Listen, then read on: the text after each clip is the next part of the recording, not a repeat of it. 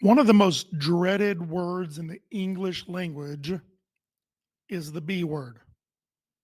That's right. We all hate talking about doing a budget. A budget doesn't work. A budget means that I can't do what I want to do. We come up with all kinds of excuses to not do a budget.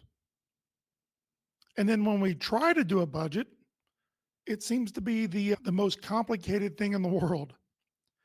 In fact, it seems to be how do I do a budget or how do I start doing a budget seems to be the top question that I've ever been asked as a financial coach. And I see it on a lot of the Facebook forums. How do I start a budget? How do I get going with a budget? And then, of course, once people start budgeting, they talk about how it doesn't work or how they leave things out and how frustrating it is. And we've talked about on this podcast how there's no right way to do a budget. The only wrong way to do a budget is to not do one. And that it takes you several months, sometimes up to 6 months, to really begin to get the hang of it. Well, today I want to talk about the partner in crime, for lack of a better term, of the budget. Another tool that doesn't get talked about near as often, that if you will do in conjunction with your budget, it just might help you improve your budgeting skills, help you plan your money and where it goes, and help you win a lot more often with your finances. So let's talk about the partner in crime of the budget in today's podcast episode. This is the Debt Free Dad podcast where we help normal, everyday people like you take control of your finances so you can live a happier, less stressful life. My name is Chris Hawkins, and I will be your host for today's episode. And from 2005 to 2008, my wife and I, we paid off just under $100,000 in debt, and we've been debt free except for our house now for over 15 years.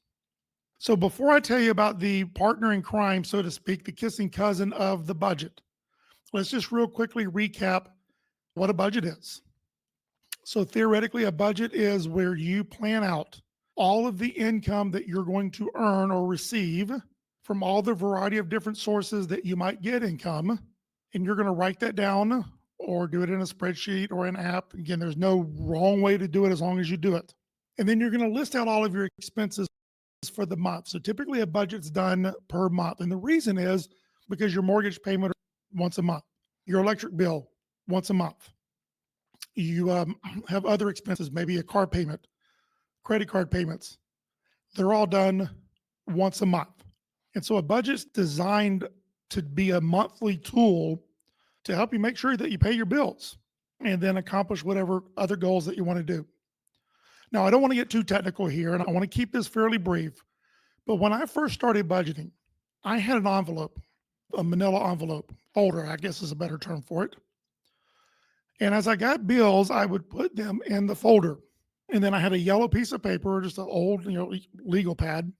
And I would write down the name of the bill, the amount, and when it was due. And then, of course, I would do a budget. And I also used a yellow piece of paper to do my budget. And so at the top, there was our monthly income. And then I listed out all the expenses as I went through the budget. And of course, if I got to the bottom and there was any money left over, I went back and applied what was left over to the next debt on our debt snowball, such that every dollar of income equaled the amount of expenses. So for example, let's say I had $5,000 worth of income for the month between my wife and I. We would show $5,000 worth of income and then $5,000 worth of expenses, such that income minus expenses is zero. That's a zero-based budget, and I recommend that you do that.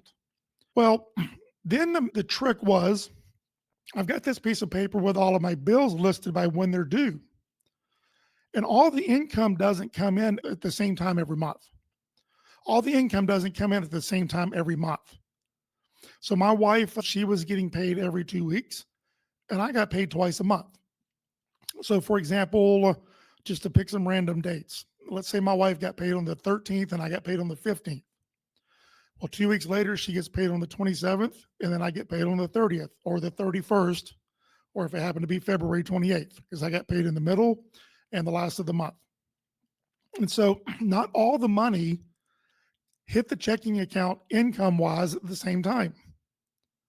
And so then the question begged, okay, I've got a budget. This is my list of all my monthly income and all my monthly expenses, but it always doesn't all come in at the same time. So I found myself taking another piece of yellow legal paper. And on the left in this example, I would write down the 13th and the 15th. And I would write down my name and how much my income was, my wife, Helen, and how much her income was, and add that together to come up with how much money are we going to get combined in the 13th and the 15th. And then on the right side of the pad, I would write down the 27th and 30th. And then for me, how much income I was going to get on the 30th and how much my wife was going to get on the 27th, and add that together. Now, theoretically, those two totals should equal the total income in the budget. I hope this is making sense. And then what I would do is I would look at my list of bills that were due and I would start plugging them in.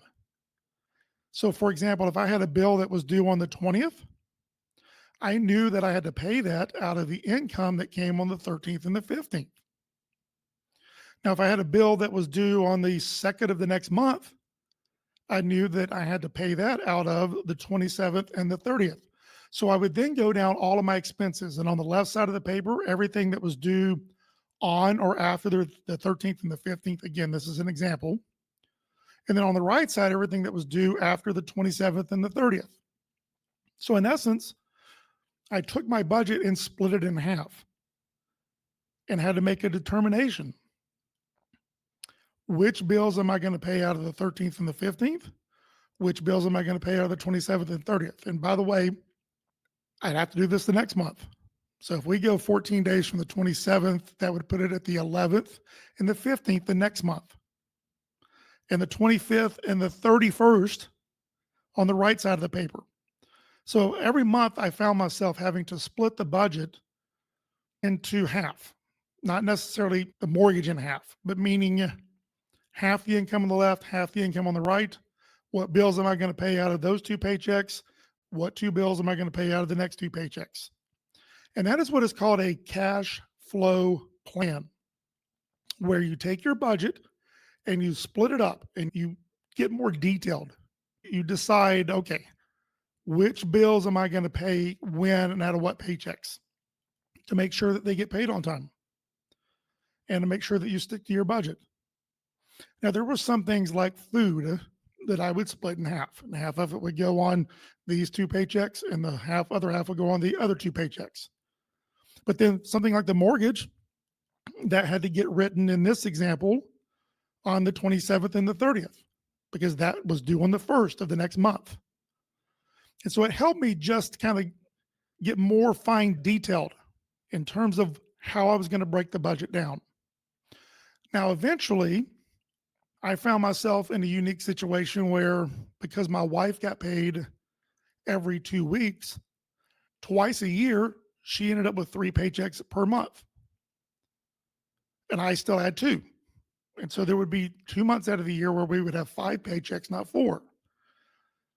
So I found myself, okay, having to write my paycheck and her paycheck on the left, her extra paycheck in the middle of that yellow pad, and then our other 2 combined paychecks on the right.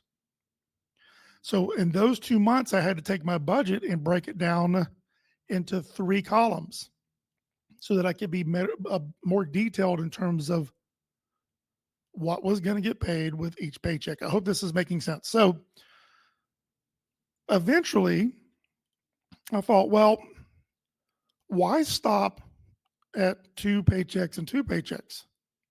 If I find myself every month having to redo this form, why can't I, every 2 weeks, I still have my monthly budget, but redo this cash flow plan? So let's go back to my initial example. 13th and 15th on the left, 27th and 30th on the right. Once the 27th and 30th came, I would redo that cash flow plan. The 27th and 30th would be rewritten on the left side of a new piece of paper, and the 11th and 15th would be written on the right side. And so I found myself breaking my monthly budget down every 2 weeks, because that's how my wife got paid, was every 2 weeks. And so I began to do a rolling cash flow plan, which helped me even better start to project for the next paycheck. Maybe I might fall short for some reason. So I've got to carry money over from these 2 paychecks to the next 2 to make sure that I have enough money. And then eventually got to where, well, okay, now if I've got 3 paychecks every now and then, I've got 3 columns. Why can't I do a month and a half at a time? Then eventually, why can't I do 2 months at a time? And so the more experience that I've got at this, I now do a rolling 1-year cash flow plan, meaning as soon as I get a new paycheck, and of course I do all this in a spreadsheet now, it makes it a lot easier.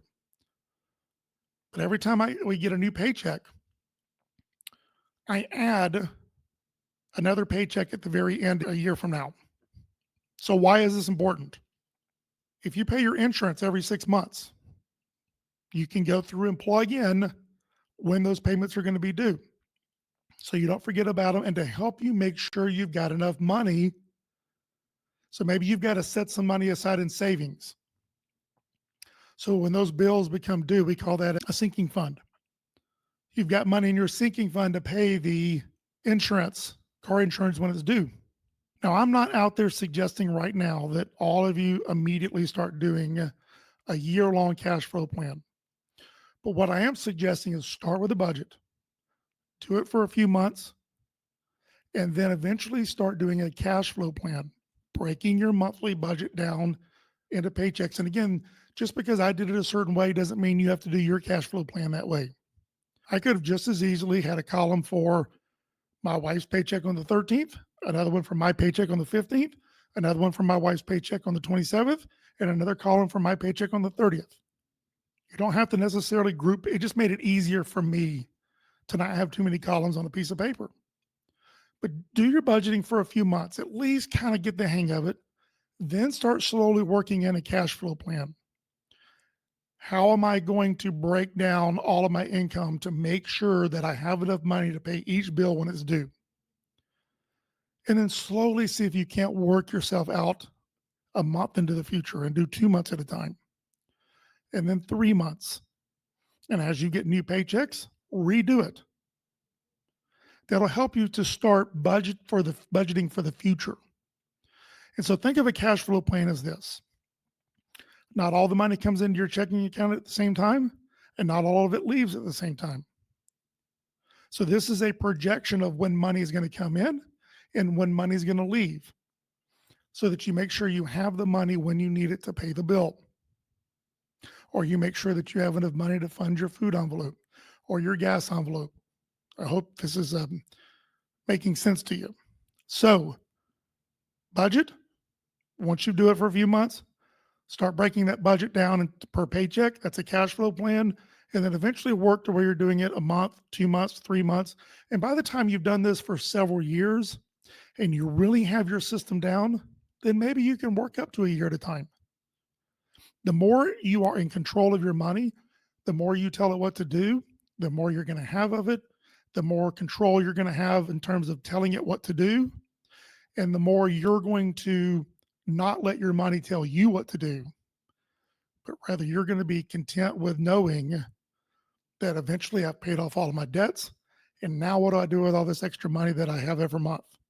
And you can start to do some really cool things, and cash flow planning becomes even more important the more you do it. So cash flow plan is the kissing cousin or the partner in crime of the budget. Give it a try. I think you're going to see that it works. Now, listen, if you're ready to break free from living paycheck to paycheck, which if you're listening, I hope you are. You want to reduce financial stress. You want to build savings. You want to finally pay off debt for good, but you're not sure where to get started. Don't worry. We've got you covered here at Debt Free Dad. Simplify My Money is sent each Sunday to your email. We make it easy. And Simplify My Money, it's your step-by-step roadmap to better financial control. And you're also going to learn easy to follow strategies to manage your money effectively. You're going to get stress-free money decisions that will help you simplify your financial life with proven tips that actually work. You're also going to gain the tools and the confidence to tackle your financial goals head on. You can sign up for Simplify My Money by clicking the link at the top of the show notes. Thanks for joining us on today's show, and we will see you guys on the next episode.